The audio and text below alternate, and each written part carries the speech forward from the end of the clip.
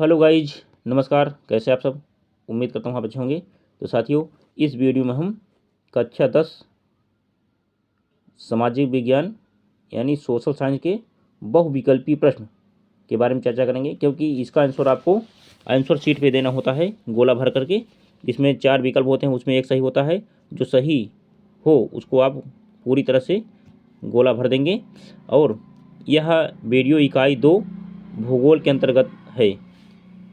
तो पाठ का नाम है संसाधन एवं विकास। देख सकते हैं बहुविकल्पी प्रश्न, MCQ क्वेश्चन।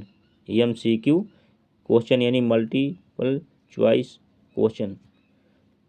तो प्लीज़ साथियों, जो हमारे भाई बहन चैनल पर पहली बार विजिट किए हैं वो लोग चैनल को सब्सक्राइब करके बेल आइकन घंटी प्रेस कर लेंगे और इस वीडियो को लास्ट तक देखिए। और सभी लोग इसको लाइक करिए, शेयर करिए, क्योंकि यह प्रश्न हाई स्कूल के लिए उपयोगी है ही।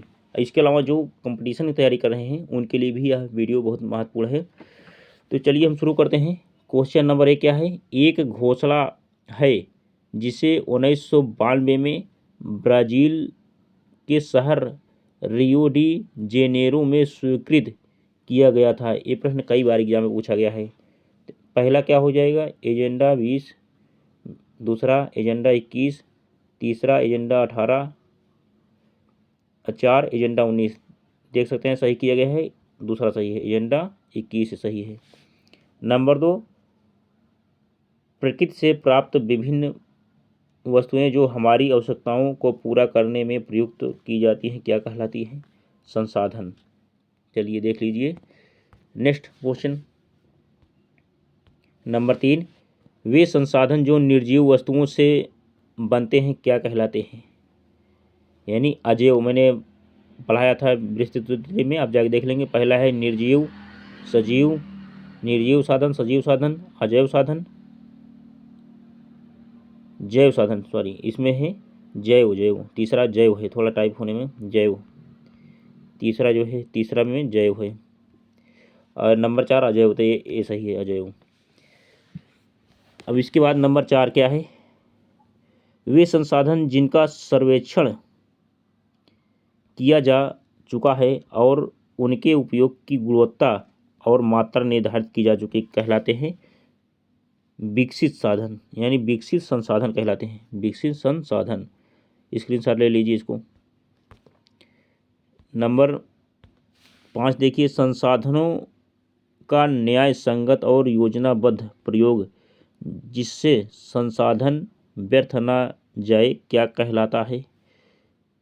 1 संसाधन चरण, दूसरा संसाधन संरक्षण, तीसरा संसाधन व्यवस्था, चौथा संसाधन अव्यवस्था। यानी विकल्प बी सही है, दूसरा सही है, संसाधन संरक्षण।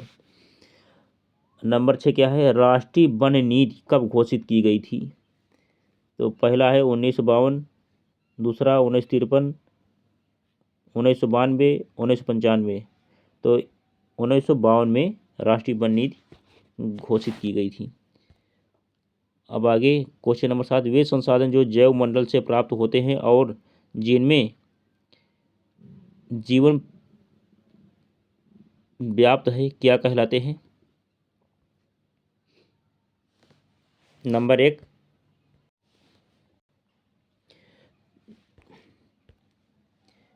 विकसित संसाधन, जैव संसाधन, नवीकरणीय संसाधन, जैविक संसाधन। यानी क्या है?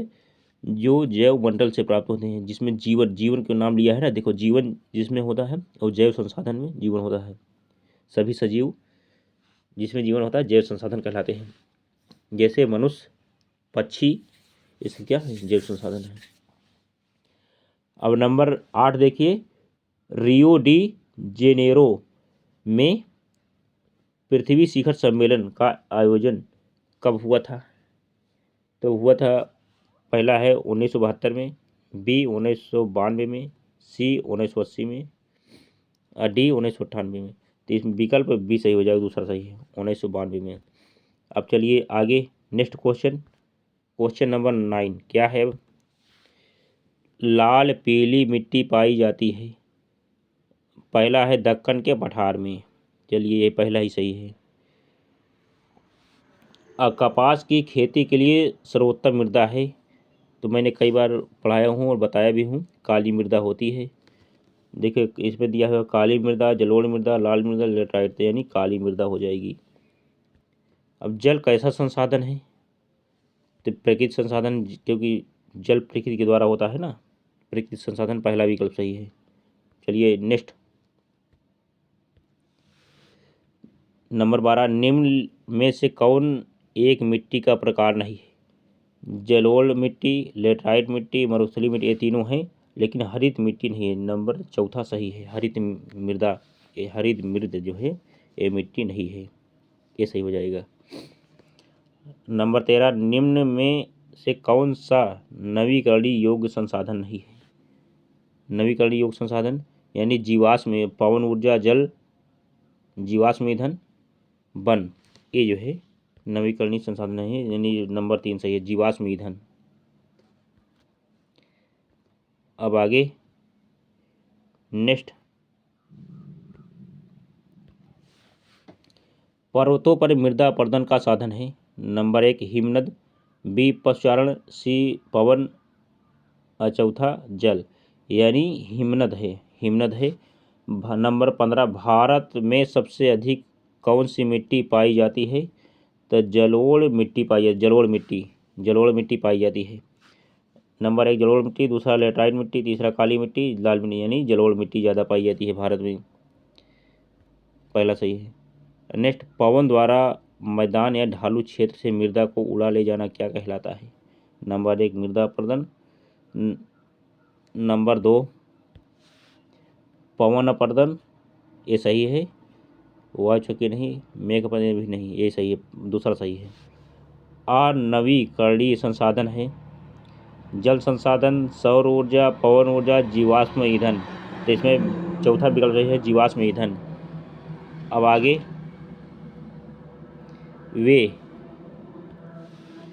वे संसाधन जो किसी प्रदेश में विद्यमान होते हैं लेकिन उपयोग नहीं किया जाता कहलाते हैं?